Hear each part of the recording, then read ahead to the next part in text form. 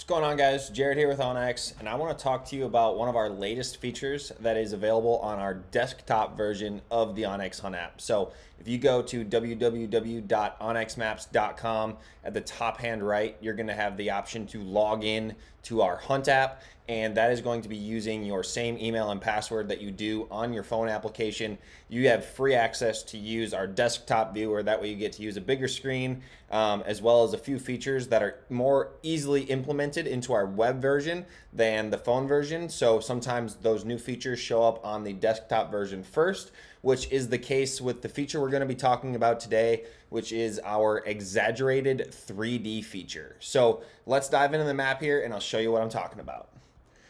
So I'm going to show us three properties, one in Mississippi, one in Kansas, and one in Ohio, and just using our new exaggerated 3D feature to understand nuances that are very difficult to get from even topo maps, but really mapping in general. So we created this feature for folks hunting those flatter landscapes. That way you can get those nuanced ditches, those small thermal hubs, those saddles that aren't quite, popping on your topography. So let me dive in and show you how to use this feature.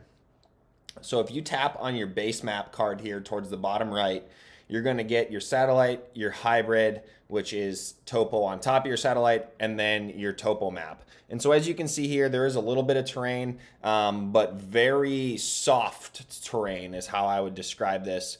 So I'm going to flip it back over to satellite, click 3D.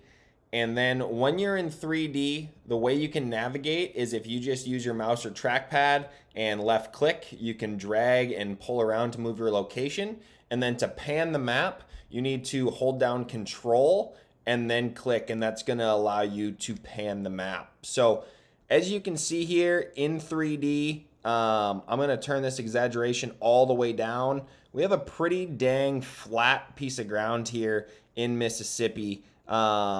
Just very subtle, nuanced terrain from this view. But as soon as you turn on this 3D elevation exaggeration, you can see that there are definitely some nuanced rolling hills in this area. And right where this buck icon is somewhat of a thermal hub, at least from all I can tell from map scouting here.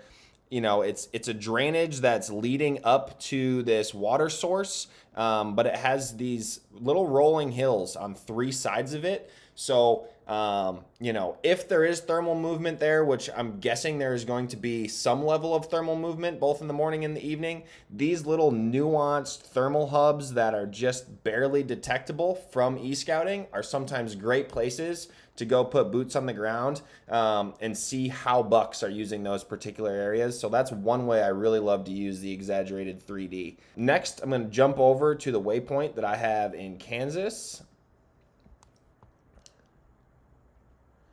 So jumping over here to Kansas, what I'm looking at, so often in Kansas, or other heartland states like Nebraska, parts of Iowa, even southern Minnesota, the Dakotas, so often you're hunting little swales or ditches or just very subtle nuances that creates an edge that bucks will follow. And that's exactly what I found here. So right on this corner of public land, you can kind of see a lot of ag fields, some broken scrubby woods, timber, probably a lot of cedar trees mixed in there. And so I'm going to throw on 3D again. And as you can see, once I hit Control, pan a little bit, there's clearly a creek bottom there, but you really can't tell much about the terrain around it. As soon as I pull up this exaggerated 3D, you can very clearly see that the edge of this hillside dropping into this creek bottom is pretty defined.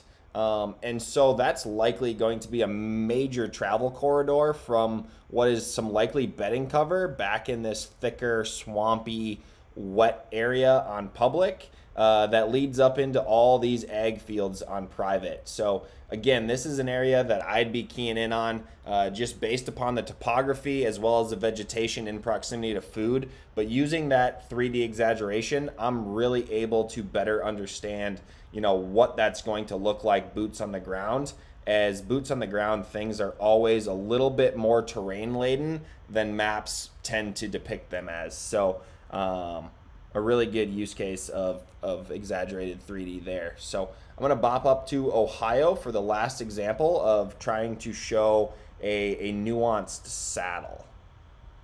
So in Ohio here, this particular piece of property would be a super fun one to hunt. Large timber, ag fields mixed in, looks like some potential food plots even on the public ground. And this actually has a pretty reasonable amount of terrain when you look at the topography here. So you can certainly tell that there are definitely clear ridge tops, bottoms, you know, goes down into a lake here, creek drainages. But when I turn on that 3D map and flip it back to satellite, and I zoom in a little bit here and do a little pan, you can tell that this whole little drainage area is pretty terrain laden and kind of gnarly looking. And so what I've found using the exaggerated 3D here is right where that buck waypoint is, you can tell there is not much movement as that elevation exaggeration slider goes.